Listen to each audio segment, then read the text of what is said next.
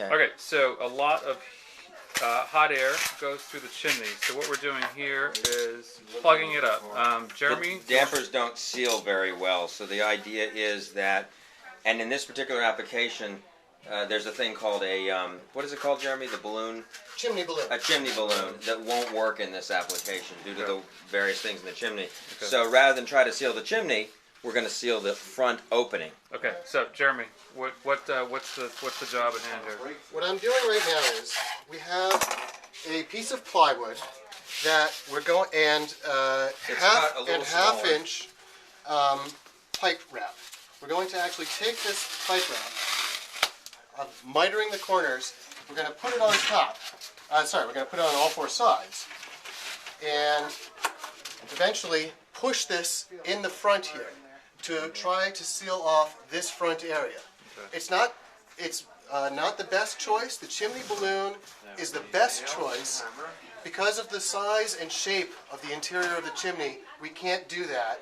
A compression cap on the top of the chimney would be another great option, but since that's not going to happen for a while. So for now, this is a relatively inexpensive option that should effectively seal the front. And the way you got your miter joints is by doing two 45-degree angles, cutting them, and then how are you going to attach those foam?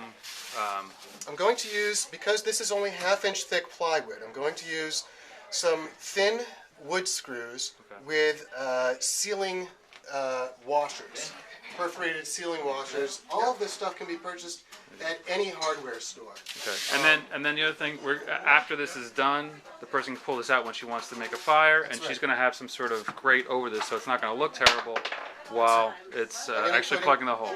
I'm going to be putting these knobs on here so they can be easily, so you can easily put this piece in and take it out.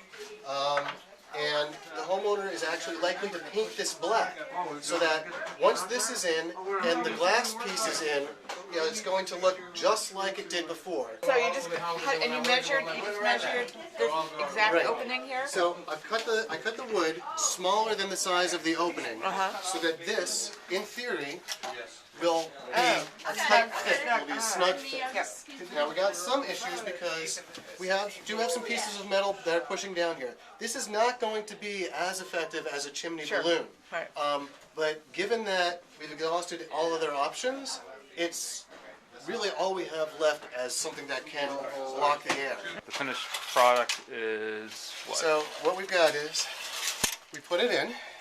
We've got these nice knobs there so that if the owner does ever want to make a fire, she can just pop these out, and then when she's done, after everything's cooled off, she can just put it right back in place. Turned out we didn't have to put screws around it. We just put the pipe insulation around it and pushed it into place, and it holds just fine. And basically, it's pipe insulation, which is this, attached to a piece of plywood. It's simple, cheap, and I'm sure it's going to do a great job. Excellent. We did the blower door test, and we actually had somebody with a thermal camera. And he was able to find that there was minimal leakage now through this spot that formerly was just a straight channel out through the chimney.